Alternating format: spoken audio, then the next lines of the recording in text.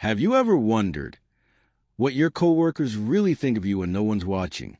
I'm Marcus Johnson, CEO of a $2.3 billion corporation, and I went undercover as a black intern in my own company.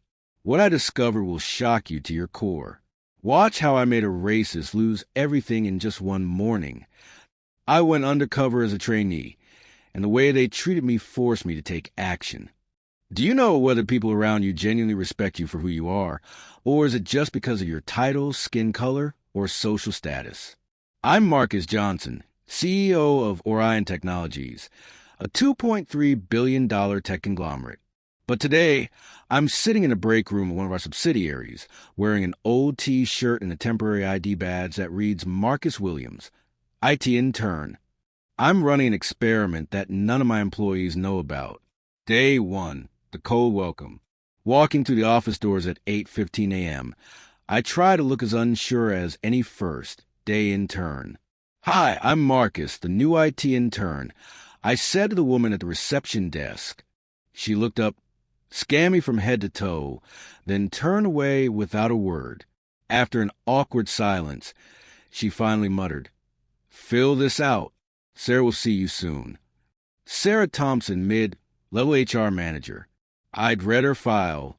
32 years old, 5 years with the company, known for being difficult. But what I was about to experience went far beyond difficult. The fateful meeting with Sarah.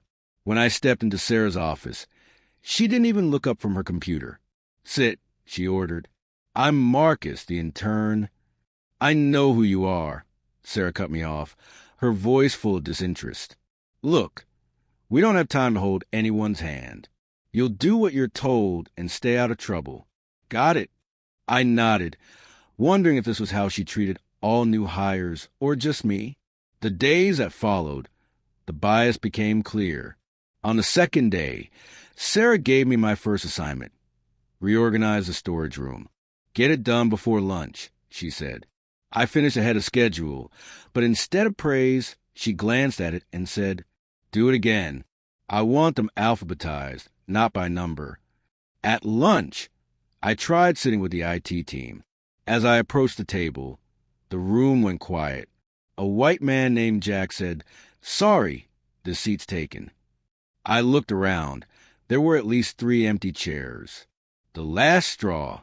By day 4, the discrimination was blatant. When I offered to fix the network, which is actually my expertise, Sarah scoffed. "Guys like you are better off doing manual labor." I was assigned to pick up coffee for the whole department, 12 complicated orders. When I asked about company policies, a co-worker sneered. "You don't need to know that. You won't be here long." But what pushed me over the edge happened at the end of that first week. The unforgettable moment. I accidentally overheard a conversation between Sarah and the department director. "Why do we even bother hiring black people?" Sarah complained. "They're useless. Just a waste of training resources." The director laughed. "You know how it is diversity quotas. But don't worry, they usually don't last past the probation period." At that moment, I had my phone in hand, recording everything. Why did I stay silent? Many people ask. As a powerful CEO, why didn't I speak up immediately? The answer is simple. I wanted to see their true faces when they believed no one was watching. I needed to witness of myself that this wasn't just a one-off incident, but a deeply rooted toxic culture.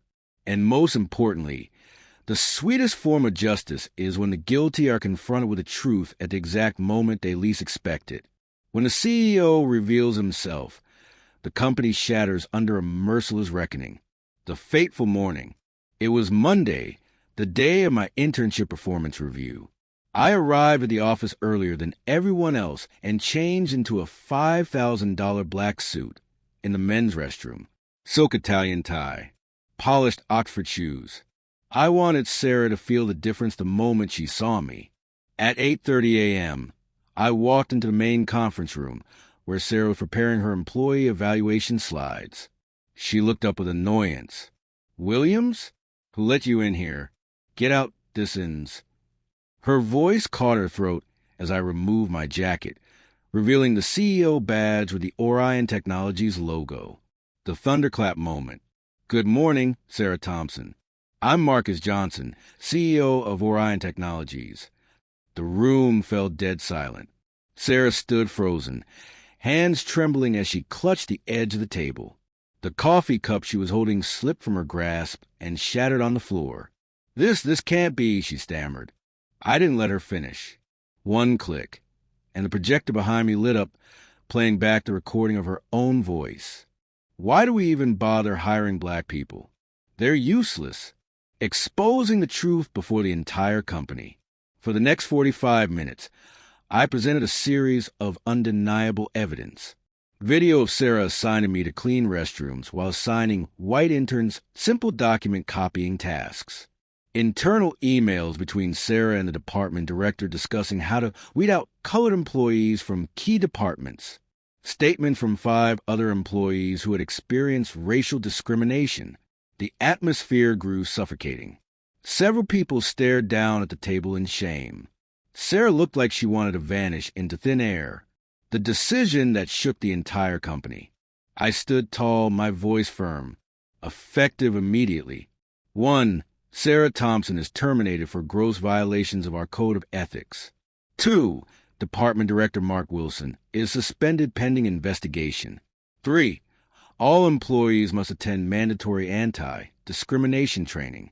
4. A direct hotline to senior leadership will be established for discrimination complaints. Sarah screamed, "You can't do this. I have a contract."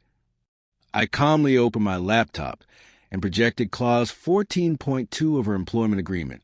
Any employee found to have violated the company's anti-discrimination policy is subject to immediate termination without compensation. The domino effect. Within that week, 3 mid-level managers resigned voluntarily. The entire HR department was replaced. The company received 17 racial discrimination complaints from former employees. But most importantly, the news spread across the industry.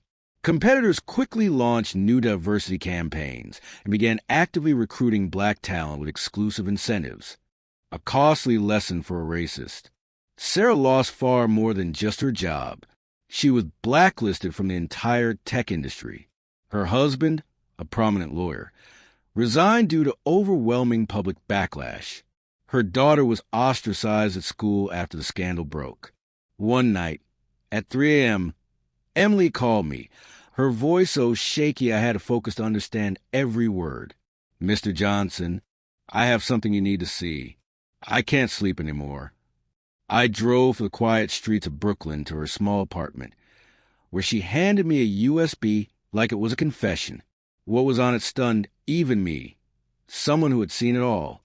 47 internal emails, covert audio recordings from closed-door meetings, and a long list of names of employees pushed out simply for the color of their skin. Emily sobbed as she spoke of years spent covering up for Sarah, of sleepless nights and silent guilt. We sued, not just Sarah, but the entire management chain that enabled the discrimination.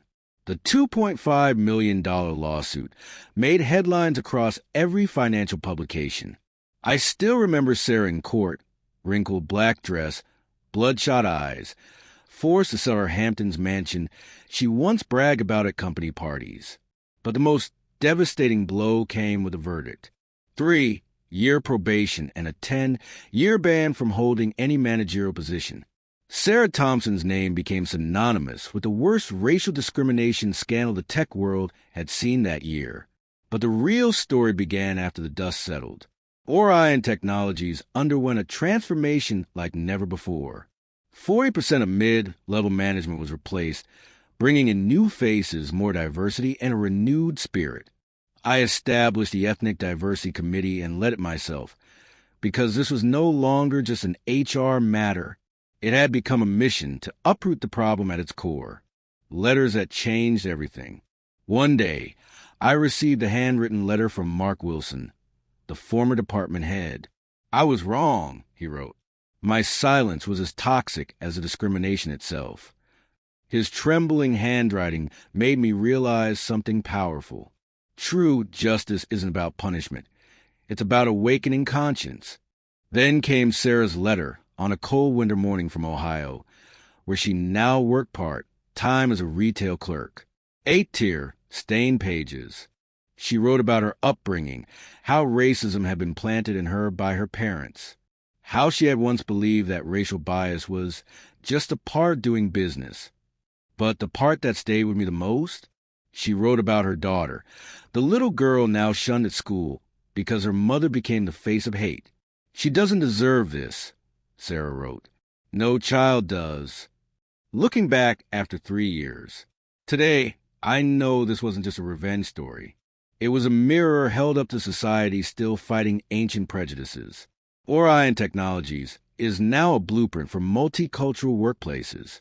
But more importantly, we prove something simple but powerful. No one is born a racist. And all of us, yes, all of us, have the power to change if we're willing to confront our own mistakes. The story of Sarah Thompson ends in court, but its lesson lives on. Maybe, somewhere in America, there's a child who won't ever grow up with the same biases as their parents. And that is the real victory. Do you think Sarah deserved what happened to her? If you've ever faced discrimination, remember, your silence today is a weapon for the wicked tomorrow. Like this video if you support how I dealt with Sarah. Comment with your own experience. Subscribe to catch the Fair Revenge series every Wednesday. And don't forget to hit the notification bell, because next week I go undercover as a night shift security guard. You won't want to miss what happens next.